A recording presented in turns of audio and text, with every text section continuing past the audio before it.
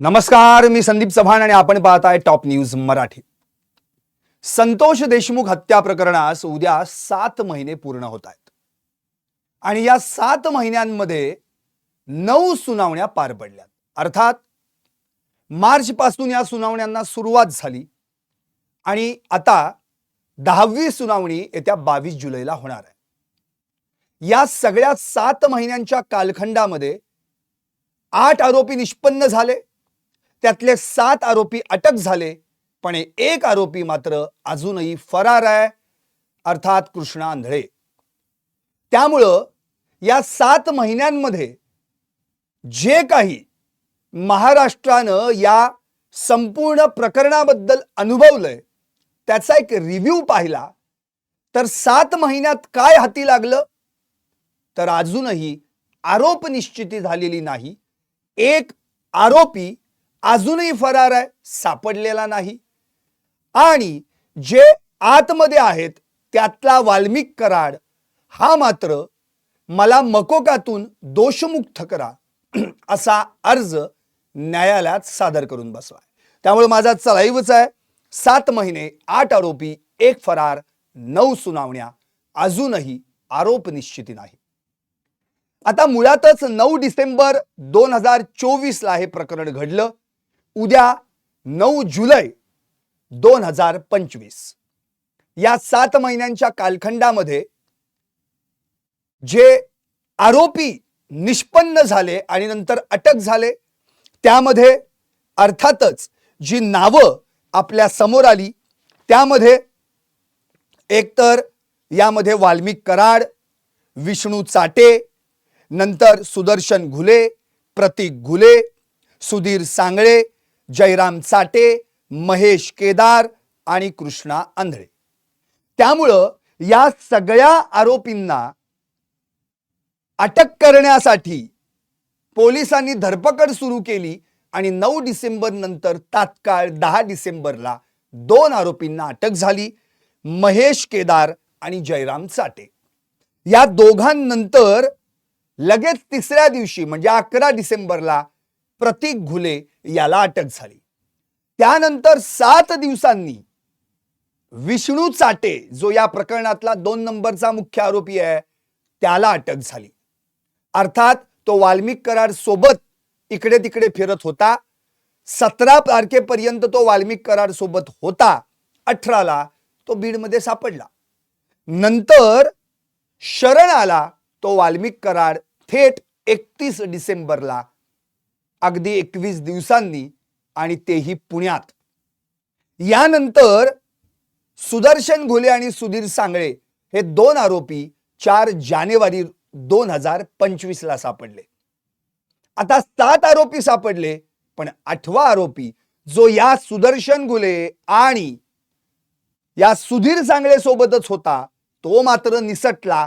हे दोघं सापडले आणि तो जो फरार झाला तो आज तागायत सापडलेला नाही। यानंतर या केसमध्ये 28 फेब्रुवारी रोजी 1400 पानांचं आरोपपत्र दाखल झालं। यानंतर हा खटला उभा राहिला। धनंजय देशमुख यांच्या मागणीनुसार या खटल्यात विशेष सरकारी वकील म्हणून उज्ज्वल निकम यांची नेमणूक करण्यात आली। त्यांच्यासोबत बीडचे सहाय्यक विशेष सरकारी वकील म्हणून या खटल्यापुरती बाळासाहेब कोल्हे यांची नेमणूक करण्यात आली। मग वाल्मिक कराडने आपले 2-3 वकील देखील लावले। आता मोहन यादव आणि विकास खाडे हे दोघे जण वाल्मिक कराडची केस लढतायत। बाकीच्या आरोपींनी देखील आपले वकील लावलेले आहेत। आता या सगळ्या प्रकरणामध्ये 12 मार्चला केज या ठिकाणी केजच्या न्यायालयात पहिली सुनावणी झाली आणि तिथून अगदी कालपर्यंत या केसमध्ये एकूण 9 सुनावण्या पार पडल्या। मार्च मध्ये 2 सुनावण्या पार पडल्या, 12 मार्च आणि 26 मार्च। 26 मार्चला हे प्रकरण बीडच्या विशेष मकोका न्यायालयाकडे ट्रान्सफर झालं आणि तिथून त्याच न्यायालयामध्ये नंतर 8 सुनावण्या झाल्या। 26 मार्च, 10 एप्रिल, 7 मे, 19 मे, 3 जून, 17 जून, 24 जून, 7 जुलै. आता पुढची सुनावणी जी होणार आहे ती 22 तारखेला होणार आहे आणि 22 जुलैला नेमका फैसला होणार आहे की वाल्मिक कराड या मकोका दोषमुक्त अर्जाचा निकाल काय लागेल. कारण की वाल्मिक कराडनं आता ऑलरेडी एक अर्ज करून ठेवलाय की माझा या गुन्ह्याशी काही संबंधच नाहीये, त्यामुळे मला मकोकामध्ये काय अडकवलं गेलंय, मकोकातून मला दोषमुक्त करण्यात यावं. आता हे सगळं वाल्मिक कराड बाबतीत जर घडत असलं तरी देखील वाल्मिक कराडला ज्या बीडच्या उपजिल्हा कारागृहामध्ये त्या ठिकाणी ठेवण्यात आलंय त्या ठिकाणी त्याच्या जीविताला धोका आहे असं म्हटलं गेलंय. पण दरम्यानच्या काळात त्याला नाशिकमध्ये हलवण्याची सूत्रांची माहिती होती नाशिकच्या कारागृहामध्ये. पण एकंदरीतच काल जे उज्ज्वल निकम यांनी स्पष्ट केलं की वाल्मिक कराडला कोणत्या कारागृहात ठेवायचं आणि तो कोणत्या कारागृहात सुरक्षित असेल याचा सर्वस्वी अधिकार हा तुरुंग प्रशासनाचा आहे. त्यामुळे तुरुंग प्रशासनानं हे ठरवायचं आहे की त्याला कुठल्या जेलमध्ये हलवायचं. सध्या तरी तो बीडच्याच कारागृहात आहे. दुसरी गोष्ट, वाल्मिक कराड यानं दुसऱ्या जेलमध्ये ट्रान्सफर करण्यासंदर्भातला अर्ज केलाय का किंवा तुरुंग प्रशासनाकडून तसा कुठला अर्ज न्यायालयात आलाय का, तर त्याच्यावर उज्ज्वल निकम यांनी नाही असं म्हटलं.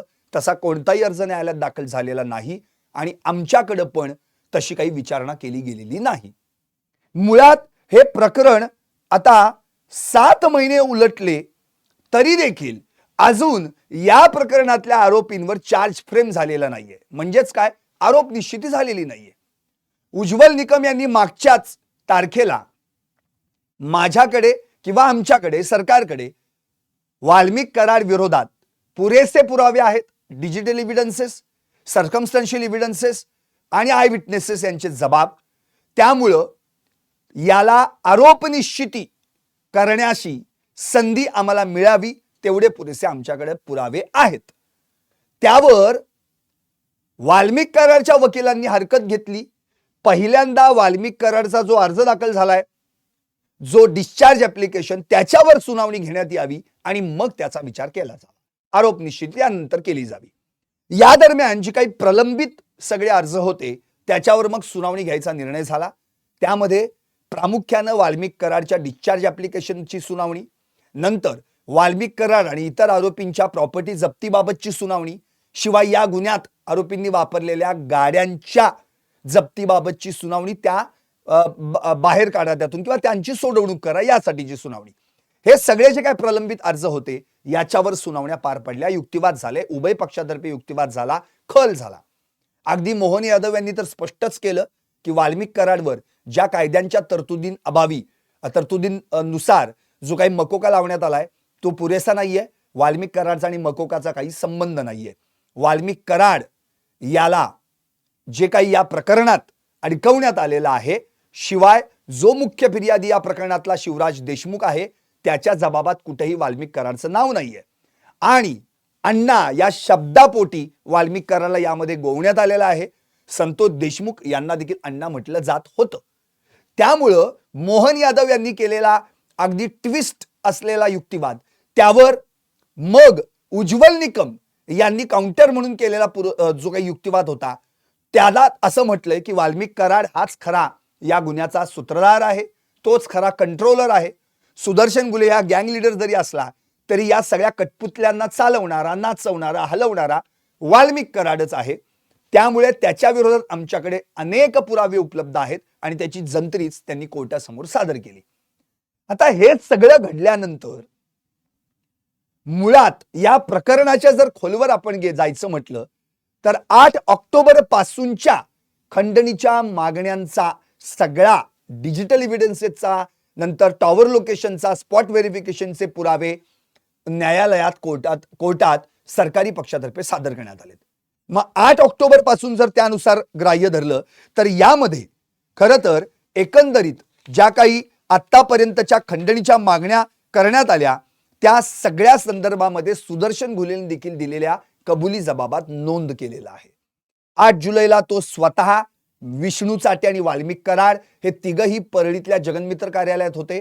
त्या ठिकाणी आवादा कंपनीचे शिवाजी थोपटे यांना बोलवण्यात आलं होतं आणि प्रत्यक्ष वाल्मिक कराडनं त्या ठिकाणी त्यांना खंडणी मागितली असं सुदर्शन घुले यानं आपल्या कबुली जबाबात म्हटलं होतं.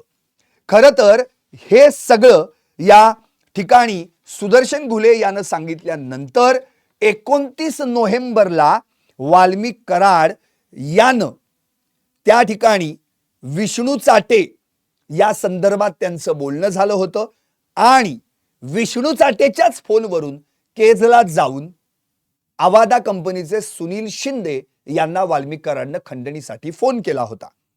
आता त्याच दिवशी विष्णू चाटेच्या फोनवरून बोलणं झाल्यानंतर वाल्मिक कराडनं सुदर्शन घुले याला पुन्हा एकदा सुनील शिंदे यांना रिमाइंड करण्यासाठी प्रत्यक्ष पाठवलं होतं आवादा कंपनीवर.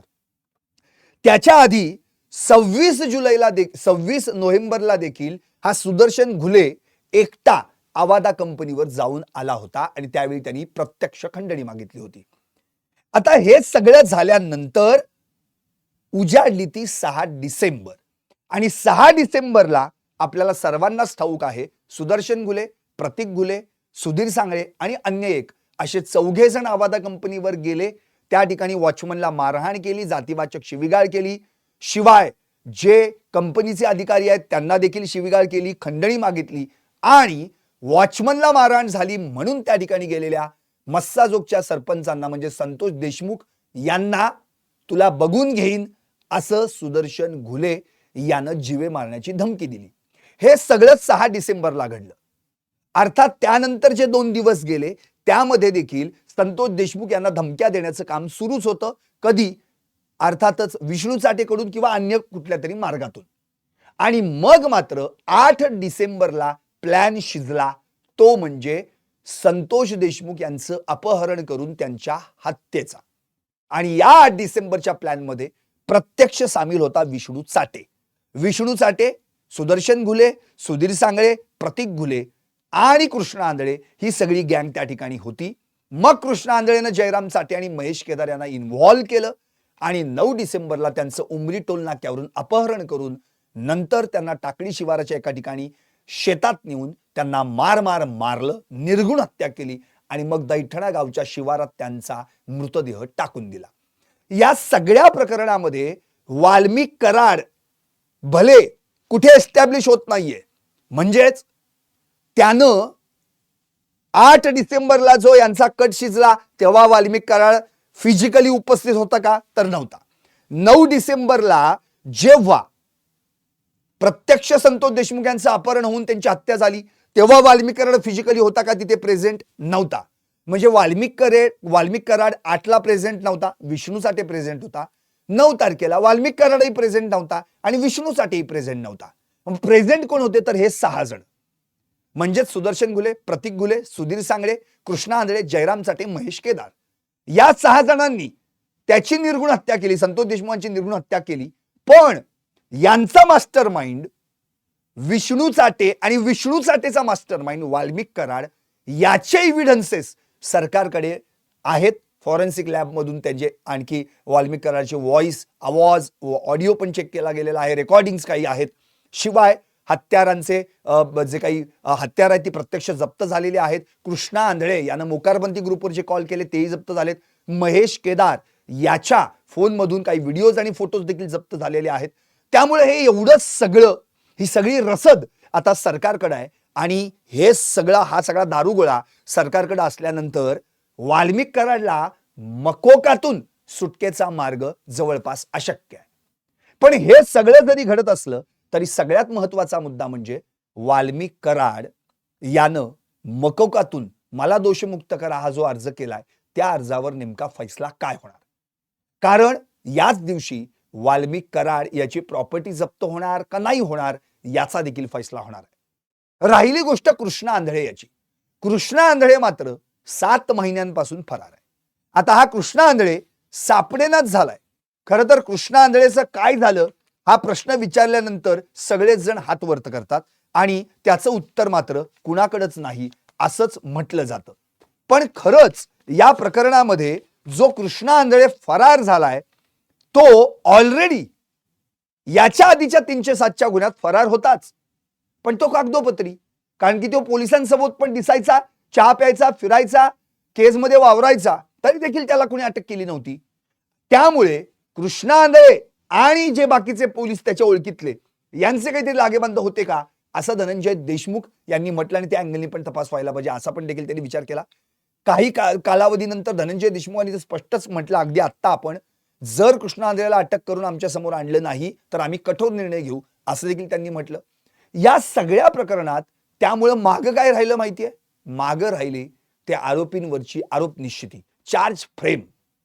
9 सुनावण्या होऊन देखील हे प्रकरण इतक्या संत गतीने चाललंय की जे काही प्रलंबित अर्ज आहेत त्याच्यावरच फक्त सुनावण्या युक्तिवाद, पण यांच्यावर चार्ज फ्रेम कधी होणार. आणि धनंजय देशमुखांनी म्हटलेलं आहे यांच्यावर चार्ज फ्रेम झाल्यानंतर आम्ही ही केस फास्ट ट्रॅक कोर्टात चालवण्याची मागणी करणार.